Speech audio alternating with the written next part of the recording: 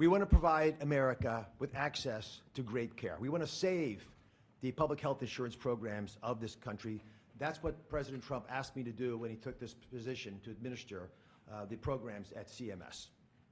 Now, if we're going to do that, we've got to be honest with each other. And a physician, President Trump, has to always do that, right? We've got to share news, sort of presidents, that folks don't want to hear, but it's important for our well-being. So I'm going to give you 4 bullet points to remember.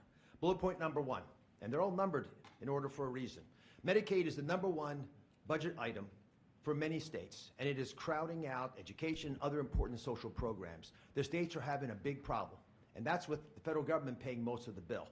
Item number 2, healthcare expenditures are increasing at 2% higher than the economy is growing. And because of that, we spend more than 2 times per person on healthcare than any other country on the planet, and we're not getting value for that. Because number 3 is that we are, in America, experiencing an unfortunate problem, which is medical errors are the number 3 cause of death. Did you know that, Mr. President?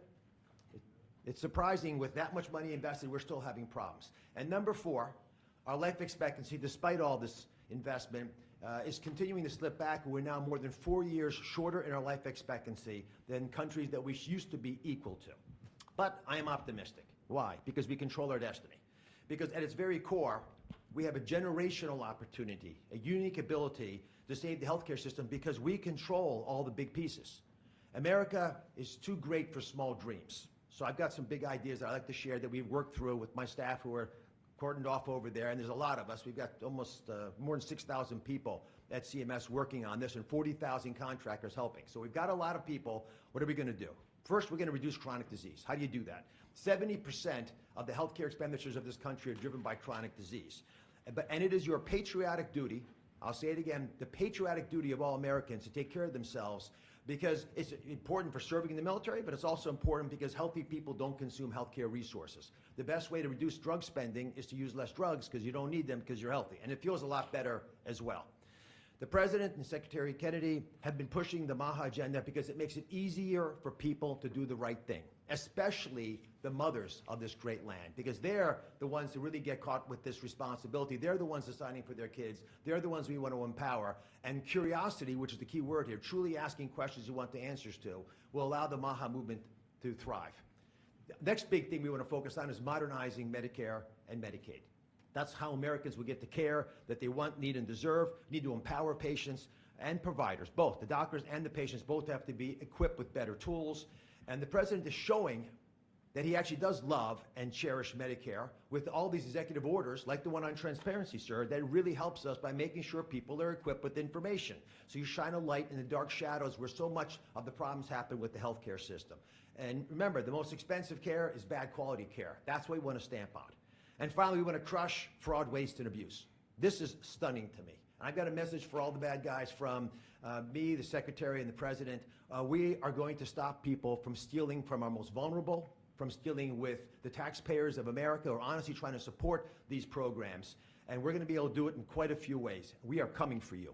And I'll give you a couple examples. Mr. President, these are ones that you may want to use in some of your future conversations. Almost 250,000 people, American citizens, were fraudulently enrolled without their knowledge in exchange programs by brokers who were unscrupulous, stealing from the U.S. government by pretending these people were on programs they never told them about. Tens of millions of dollars, Mr. President, are being spent on illegal immigrants receiving Medicaid in California, and they're pushing the bill to us. Should we stop that? I think so. That will not continue. We're spending about $1 billion on Medicaid programs for dual state eligible patients, which means you live in one state, but the system thinks you're another state, and maybe a third state, and we're paying all 3 states for services you're not getting because you don't live in 3 states all at once.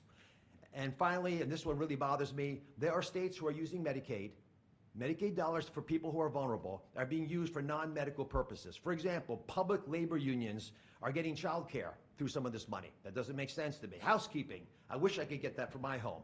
There's a big problem with student loan repayments taking place with Medicaid dollars. That's not where it should be used. And we are paying for DEI programs. I could go on, but these are all programs, Mr. President, that we have created a war room at CMS to go after, to catch the fraud in real time before the money leaves the federal coffers, so we have the money to reinvest in healthcare to make it even stronger than it's been before. Together, we're going to make the care better.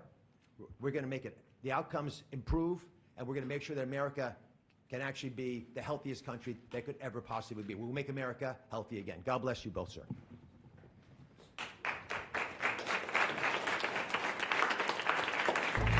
Hi, I'm Monty Torres with Fox 26 News on YouTube. Thank you for checking out our YouTube channel, where we have loads of great content for you to choose from. And while you're here, why not click on the subscribe button right here? That way you can stay in touch with all the latest breaking news, everything news related within the Central Valley. And thank you for watching.